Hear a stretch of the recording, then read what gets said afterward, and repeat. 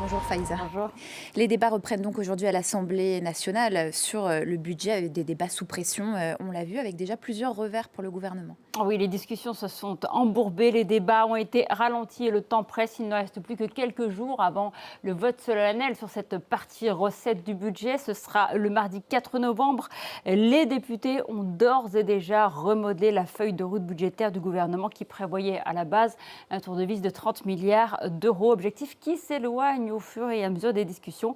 3700 amendements ont été déposés. Les députés ont fait sauter cette limite. Résultat, c'est 1 milliard d'euros d'économies supplémentaires en moins. Côté recettes, il y a une mesure qui a été largement soutenue.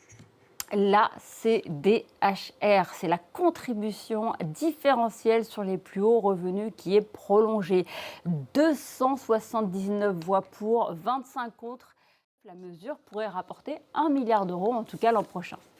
Et puis, il y a l'examen de la taxe Zuckman, cette fameuse taxe dont tout le monde parle et qui, selon en tout cas le patron du PS, pourrait bien faire tomber le gouvernement. Oui, elle ne sera pas débattue avant demain, voire après-demain à l'Assemblée nationale. Et leur tourne ce bras de fer autour de cette taxe divise plus que jamais. Pour le Parti socialiste, c'est le destin de ce gouvernement qui se joue tout simplement, car il menace de censure si un compromis sur la taxation des plus gros patrimoines n'était pas trouvé. La taxe Zuckman, c'est un impôt de 2% sur les patrimoines de plus de 100 millions d'euros. Pour se donner toutes les chances, le Parti socialiste a proposé une nouvelle version de cette taxe, surnommée par certains de taxe Zuckman Light, mais qui ne l'est pas tout à fait. Vous allez le voir, il s'agirait de taxer à hauteur de 3% les patrimoines de plus de 10 millions d'euros.